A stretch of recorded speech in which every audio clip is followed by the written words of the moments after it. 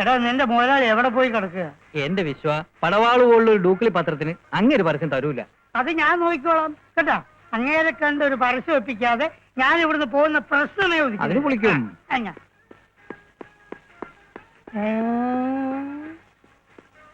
ഇയാളെ ഞാൻ എവിടെയോ കണ്ടിട്ടുണ്ടല്ലോ. ഞാനും കണ്ടിട്ടുണ്ടല്ലോ. എവിടെ വെച്ച്? കുറച്ചു മുമ്പ് അലക്സ് എന്ന ആളെ അന്വേഷിച്ച് റൂമിലേക്ക് പോയപ്പോ. അന്ന് അരവിന്ദാക്ഷൻ സാറിന്റെ വീട്ടിൽ വന്ന ഡിറ്റക്റ്റീവ്. സാർ സാർ 1 മണിക്കൂർ അല്ല 1 മിനിറ്റ്.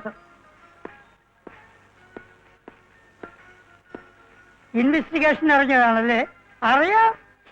ഇൻവെസ്റ്റിഗേഷൻ? എന്ത് ഇൻവെസ്റ്റിഗേഷൻ? ഈ നാട്ടിലെ ഒരു പ്രമുഖ പത്രപ്രവർത്തകൻ എന്ന നിലയിൽ എന്നിൽ നിന്നും ആർക്കും ഒന്നും ഒളിച്ചു വയ്ക്കാൻ സാധ്യമല്ല. സാർ ഒരു പ്രൈവറ്റ് ഡിറ്റക്റ്റീവ് ആണെന്നും കസ്റ്റംസ് ഓഫീസർ അരവിന്ദാക്ഷൻ സാറിന് ചില രഹസ്യ വിവരങ്ങൾ കൈമാറുന്നുണ്ടെന്നും കേസ് പിടിക്കാൻ സഹായിക്കുന്നുണ്ടെന്നും അരവിന്ദാക്ഷൻ സാർ എന്നോട് പറഞ്ഞിട്ടുണ്ട്. അതൊക്കെ വെറും നിസ്സാര കാര്യങ്ങളല്ലേ? സാറിനെ കുറിച്ചുള്ള ഒരു ഇന്റർവ്യൂ ഞാൻ എന്റെ പത്രത്തിൽ പ്രസിദ്ധീകരിക്കാം. ഓൺ ദ വേ ഞാൻ എന്നെ പരിചയപ്പെടുത്താൻ മറന്നു. ഞാൻ വിശ്വനാഥൻ, വയലാർ വിശ്വനാഥൻ, ഗർജിക്കുന്ന പടവാൾ പത്രത്തിന്റെ ആൾ ഇൻ ആൾ. തൽക്കാലം ഇന്റർവ്യൂ ഒന്നും വേണ്ട. അതെന്താ അതെന്താ? ഈ പ്രൈവറ്റ് ഡിറ്റക്റ്റീവിന്റെ ജോലി എന്ന് പറയുന്നത് വളരെ രഹസ്യമായ അന്വേഷണം നടത്തുന്ന, അത് പരസ്യമാക്കാൻ പാടില്ല. അതെന്റെ പ്രൊഫഷനെ ബാധിക്കും. അത് എന്നെ പോലെ വിവരമുള്ളവർക്കല്ലേ മനസ്സിലാവൂ. ഞാൻ വിക്രമൻ, ഹോട്ടൽ സീവേഴ്സിന്റെ ഓണർ. ഹലോ. ആര് ആര്? ഓണർ നിർത്തിയിരിക്കുന്ന റിസപ്ഷനിസ്റ്റ്. അയ്യേ. അത് പോട്ടെ. പിന്നെ അരവിന്ദാക്ഷൻ സാറിനെ പ്രത്യേകിച്ച് അന്വേഷിച്ചിരിക്കാം. ഓ, ഒരു റിവാർഡിന്റെ കാര്യത്തിനായിരിക്കും. പുള്ളിയുടെ കെയർ ഓഫിൽ സർക്കാരിൽ നിന്ന് എനിക്കൊരു 20 lakhs rupees കിട്ടാനുണ്ട്. 20 lakhs? അതെ. 20 lakhs എന്ന് പറയുമ്പോ എത്ര കോടി രൂപയാ? വിട് വിട് വിട്.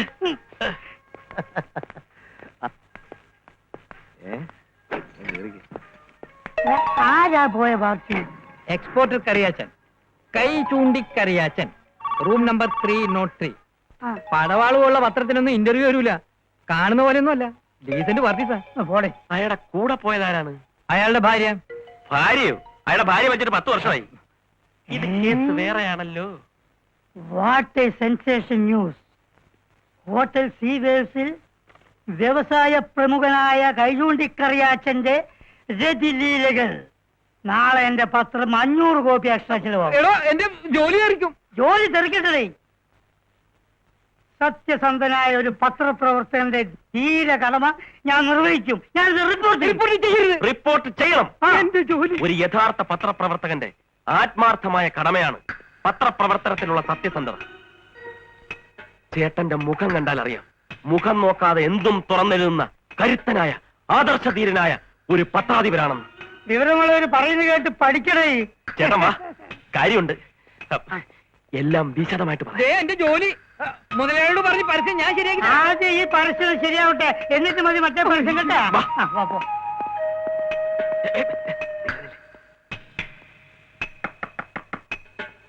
സാർ, ചായ. ചായയോ? ഞാൻ ചായ ഓർഡർ ചെയ്തില്ലായിരുന്നല്ലോ. എന്നാലും ഒരു ചായ കുടിക്കണം സാർ. എന്നാലും ചായയോ? ആരടാ ഇവിടുത്തെ എന്നാലും ചായ? അത് കൊള്ളാമല്ലോ, മനുഷ്യനെ ഡിസ്റ്റർബ് ചെയ്യാ. ഒരു അത്യാവശ്യ കാര്യം പറഞ്ഞോണ്ടിരിക്കുമ്പോഴാ ഇവന്മാരൊരു ചായ.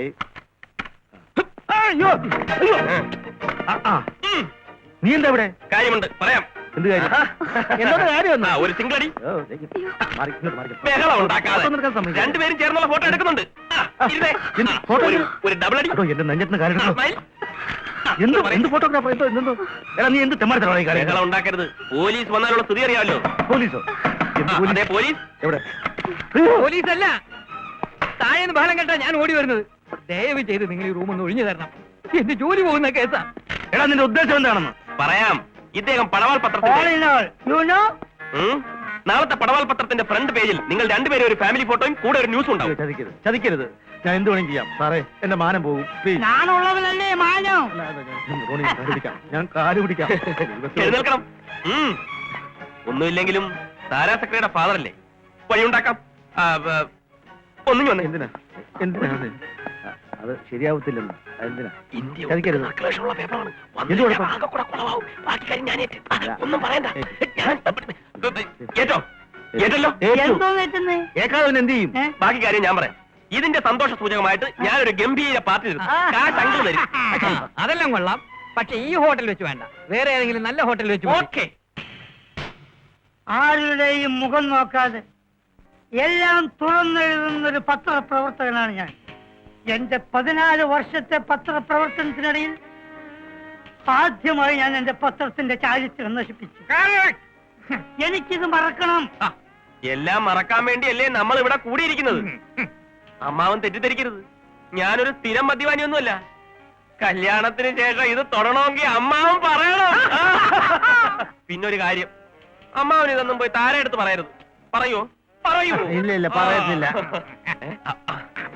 അപ്പോ നമുക്ക് എപ്പ കല്യാണം നടത്താം? നമുക്കോ? അതല്ല, ഞാനും താരയും തമ്മിലുള്ള കല്യാണം എപ്പം നടത്താമെന്ന്.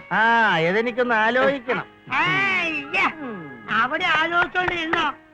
ആ തിങ്കളാസി ഫോട്ടോ ഉണ്ടല്ലോ, വാരാപ്പുഴ കത്രീനിന്റെ വടിയിൽ കൈകൊണ്ട് കറിയാച്ചാൻ തലവെച്ച് കിടക്കുന്ന ഫോട്ടോ. നാളത്തെ പടവാളിന്റെ ഫ്രണ്ട് പേജിൽ ജഗ ജഗ ജഗ ജഗ ജഗ ജഗ ജഗ ജഗ. നമുക്ക് നിശ്ചയിക്കാം. ഏ? നമുക്ക് ഏ? നിശ്ചയിക്കാം. അപ്പച്ചിയേ! താന്റെ കൂടെ റൂമുണ്ടായിരുന്ന വരാപ്പുഴ കത്രീനാൾ അങ്ങനെയുണ്ട്, താൻ ഒതുക്കി തരുമായിരിക്കും. ഹലോ താര, എന്തൊക്കെയുണ്ട് വിശേഷങ്ങൾ? ഷേക്കാൻ. നമസ്കാരം. ഓഹോ, ഇവിടം വരെ എത്തിയല്ലേ? എത്തേണ്ട അടുത്ത് എപ്പോഴായാലും എത്തിയല്ലേ പറ്റൂ. അകത്ത് ഡാഡിയുണ്ട്. No problem. ഒരു പുരുഷൻ ഒരു പെൺകുട്ടിയെ ഇഷ്ടപ്പെടുന്നത് അത്ര വലിയ തെറ്റൊന്നുമല്ലെന്നാണ് എന്റെ അഭിപ്രായം. താര എന്ത് പറയുന്നു? ഞാൻ ഡാഡിയെ വിളിക്കാം. അയ്യേ, ഡാഡിയെ അല്ല, ഞാൻ താരയാണ് സ്നേഹിക്കുന്നത്. ഡാഡിയുടെ അഭിപ്രായം കൂടി അറിയണമല്ലോ. ഓ യെസ്, വിളിക്ക്. അദ്ദേഹത്തിന് എന്നെ പറ്റി നല്ല അഭിപ്രായമാകാനേ വഴിയുള്ളൂ. അല്ലേ വേണ്ട, ഞാൻ തന്നെ വിളിക്കാം. ഒന്ന് മാറി നിന്ന്. അമ്മാവാ, അമ്മാവാ, ഉറക്കൊന്നും അല്ലല്ലോ. അമ്മാവാ. മോളെ താര, അതാരാ? അയ്യോ, പാര. ആരാ മനസ്സിലായില്ലല്ലോ? എന്നെ മനസ്സിലായില്ലേ? ഫാമിലി ആണോ?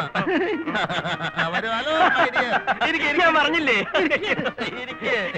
അല്ല അമ്മാവാ, നമുക്കൊരു തീരുമാനത്തിലെത്തണ്ടേ? എന്ത് തീരുമാനം? അത് ശരി. കേട്ടോ താരേ, ഇന്നലെ ഹോട്ടൽ CVF-ൽ വെച്ച് ചിരിച്ച് ചിരിച്ച് ചിരിച്ച് ഈ അമ്മാവന്റെ ഓരോ വേലകളെ ഫാമിലി ഫോട്ടോ അമ്മാവാ അതൊന്നും ഇവിടെ പറയണ്ട. സാരമില്ല അമ്മാവാ, എന്നാലും ലോകം മുഴുവൻ അറിയാവുള്ളൂ അല്ലേ? പറയണ്ട. എന്താ കാര്യം? അതായത് അതെ, പറയണ്ട. ഞാൻ പറയും. പറയാൻ ഞാൻ സമ്മതിക്കില്ല. ഇത്തരം നിസ്സാര കാര്യങ്ങൾ പോലും അമ്മാവൻ മകളിൽ നിന്ന് ഒളിച്ചു വെക്കുന്നത് ശരിയല്ല. നിസ്സാര കാര്യമോ? അതെ അതെ, ഹോട്ടൽ CVF-ൽ വെച്ച് അമ്മാവൻ ഇന്നലെ ഒരു അക്കടി പറ്റി. ഞാൻ അമ്മാവനെ അതിൽ നിന്ന് സേവ് ചെയ്തു. ശരിയല്ലേ? അതെ. ഇതൊക്കെ ആർക്കും പറ്റാവുന്ന അബദ്ധമല്ലേ? അതിന് അമ്മാവൻ ഇങ്ങനെ ചമ്മിയാലോ? ഡാഡിക്ക് അങ്ങനെ അബദ്ധങ്ങളൊന്നും സാധാരണ പറ്റാറില്ല, അതുകൊണ്ടാ. ആണോ? അഡ്ജസ്റ്റ്മെന്റ് വേണ്ട. ഫാമിലി. ഇന്നലെ അമ്മാവൻ പറഞ്ഞത് അങ്ങ് മറന്നുപോയോ? എന്തോന്നു? എന്നെ പോലെ സുന്ദരനും തൽസ്വഭാവിയും സ്മാർട്ടുമായിട്ടുള്ള ഒരു മരുമകനെയാണ് അമ്മാവന്റെ ഭാവനയിലുള്ളതെന്ന്. അല്ല, അതത്ര അമ്മാവനോട് പെട്ടെന്ന് പറയരുത്. ഇത്തരം കാര്യങ്ങൾ പെട്ടെന്നൊരു തീരുമാനം എടുക്കാൻ ആർക്കും പറ്റില്ല. ലൈഫ് മുഴുവൻ നമ്മൾ ഒരുമിച്ച് ജീവിക്കേണ്ടതല്ലേ? അതുകൊണ്ട് ആലോചിച്ചൊരു തീരുമാനം എടുക്കാനേ പറ്റത്തുള്ളെന്ന് ഞാൻ പറഞ്ഞു. രാത്രി മുഴുവൻ ആലോചിച്ചു. ശരി, അമ്മാവന്റെ ആഗ്രഹം അങ്ങനെയാണെങ്കിൽ അത് നടക്കട്ടെ. അല്ല, അത് ഇവളുടെ ഇഷ്ടം കൂടി നോക്കണ്ടേ? അയ്യോ, അമ്മാവൻ ഇഷ്ടമാണോ? എനിക്കോ? എനിക്ക് ഇഷ്ടമാണ്. ഇഷ്ടമാണല്ലോ. അമ്മാവൻ ഇഷ്ടപ്പെട്ട സ്ഥിതിക്ക് താര എന്ത് പറയുന്നു? അത് ആ, മടിക്കാതെ പറഞ്ഞോളൂ. അത് ഡാഡിക്ക് ഇഷ്ടമാണെങ്കിൽ എനിക്കിഷ്ടം. അതിനിടയ്ക്ക് ആ പടവാളുകാർ വന്നിരുന്നു. പടവാളോ? പത്രം. അവർക്ക് ഈ ഫോട്ടോ വേണമെന്ന് ഫ്രണ്ട് പേജിൽ ഇടാൻ 25,000 രൂപ വരെ ഓഫർ ഉണ്ടായിരുന്നു. ഞാൻ പറഞ്ഞു പറ്റത്തില്ലെന്ന്. ചോദിക്കരുത്. ചില കാര്യങ്ങൾ തീരുമാനമാകാനുണ്ട്, അത് നടന്നില്ലെങ്കിൽ തരാമെന്ന് പറഞ്ഞു. നടക്കും. ഉറപ്പ്? ഉറപ്പ്. ടൈമായില്ല. ടോണി, ഞാൻ നിങ്ങളുടെ കാല് പിടിക്കാം. ആ പട്ടരെ കുറിച്ചുള്ള ഡീറ്റെയിൽസ് തന്നേ പറ്റൂ. അയാൾ എവിടെയാണെന്നൊന്നും എനിക്ക് അറിഞ്ഞൂടാന്ന് ഞാൻ എത്ര പ്രാവശ്യം പറഞ്ഞു. ഇതൊക്കെ സാറ് വെറുതെ പറയുന്നതാണെന്ന് നമുക്ക് എല്ലാവർക്കും വ്യക്തമായിട്ട് അറിയാം. 3 ദിവസത്തിനുള്ളിൽ പട്ടരെ കുറിച്ച് എന്തെങ്കിലും ഡീറ്റെയിൽസ് കൊടുത്തില്ലെങ്കിൽ ഞാൻ സസ്പെൻഷനിലാവും. സാറ് സമാധാനായിട്ടിരിക്കൂ. എല്ലാറ്റിനും ഞാനൊരു വഴി ഉണ്ടാക്കാം. ഞാൻ സംസാരിക്കാം. സാർ അങ്ങോട്ട് പോയി സംസാരിച്ചാൽ ആകെ കുളമാകും. ഞാൻ തന്നെ ഒരു മയത്ത് സംസാരിച്ച് ഞാൻ തന്നെ ഹാൻഡിൽ ചെയ്തോളാം. ഓക്കെ? മോനെ മോനെ, നീ എന്നോട് മാത്രം സത്യം പറ. ആ പട്ടണ എവിടെയുള്ളത് എന്നിട്ട് ഞാൻ ബാക്കി എല്ലാവരോടും പറഞ്ഞോളാം. ഒരു പ്രൈവറ്റ് ഡിറ്റക്റ്റീവിന് അവരുടെ സീക്രട്സ് അങ്ങനെ റിവീൽ ചെയ്യാൻ പാടില്ല. ആ. ഞങ്ങളുടെ പ്രൊഫഷന്റെ പോളിസി അതാണ്. ആ പട്ടര് സ്വർണം കൊണ്ടുവരുന്നുണ്ടെന്ന് റോണിക്ക് വിവരം കിട്ടിയല്ലോ. ആ വിവരമാണല്ലോ ഞാൻ അദ്ദേഹത്തെ ധരിപ്പിച്ചത്. പട്ടരുടെ പാസ്പോർട്ടിൽ ഉണ്ടായിരുന്ന കള്ള അഡ്രസ് ആയിരുന്നു. അയാൾ എവിടെയാണെന്നുള്ള വിവരം ഒരു പ്രൈവറ്റ് ഡിറ്റക്റ്റീവ് റോണിയെ കൊണ്ട് മാത്രമേ കണ്ടുപിടിക്കാൻ കഴിയൂ. പട്ടരെ കാണിച്ചു കൊടുത്തോടി എന്റെ ജോലി കഴിഞ്ഞു. കസ്റ്റംസ് കസ്റ്റഡിയിൽ നിന്നാലും ചാടിപ്പോയത് എന്റെ കുഴപ്പം കൊണ്ടാണോ? എന്നൊക്കെ പറഞ്ഞ പട്ടരുടെ വീട് എവിടെയാണ്, അയാൾ ആര് ഏജന്റാണ് എന്നൊക്കെ ഒരു ഡീറ്റെയിൽ കിട്ടിയ ആ പാവം മാനസികമായിട്ട് തളർന്നിരിക്കുകയാണ്. മോനെ അയാൾ എങ്ങനെയെങ്കിലും രക്ഷപ്പെടട്ടെ. ഞാനൊരു പുതിയ കേസ് അന്വേഷണത്തിലാണ്. അതിനിടയിൽ ഇതുകൂടെ കണ്ടുപിടിക്കാൻ പറ്റത്തില്ല. പിന്നെ താനല്ലാതെ വേറെ ആര് കണ്ടുപിടിച്ചു തരാനാ? തന്റെ കുളമാക്കരുത്, ഞങ്ങൾ മാന്യമായി സംസാരിച്ചുകൊണ്ടിരിക്കുക. അയാളുടെ ജോലി തെറിക്കുന്ന പ്രശ്നമാണ്. എങ്ങനെയെങ്കിലും ഹെൽപ്പ് ചെയ്തേ പറ്റൂ. അല്ലാതെ സാറിന് ഞങ്ങൾ വിടില്ല. Please, മോനെ. അയ്യേ, ഞാനെന്തോ ചെയ്യാനാ? ചുമ്മാ. അയ്യോ, കർത്താവേ, ഇവന്മാരുടെ കയ്യിൽ നിന്ന് രക്ഷപ്പെടാൻ എന്താ ഒരു വഴി? അവനൊരു പാട് ലുക്കുണ്ടല്ലേ. രക്ഷപ്പെടാൻ ഇത് എന്റെ വഴി. പറയാം. പട്ടരിപ്പ ആരുടെ കസ്റ്റഡിയിലുണ്ടെന്ന് മാത്രം പറയാം. ദോ, ആ കാണുന്ന 6-6 അടി പൊക്കമുള്ള ആ താടിക്കാരനില്ലേ, അയാളെ കസ്റ്റഡിയിലുണ്ട്.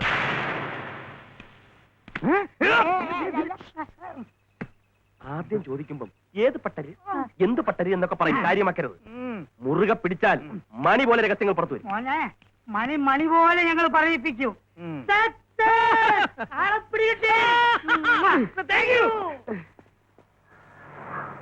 ആ താടിക്കാരൻ ആരാണാവോ? ഇനി എന്തൊക്കെ സംഭവിക്കും? ഇവിടെ നിന്നാൽ ശരിയാവില്ല.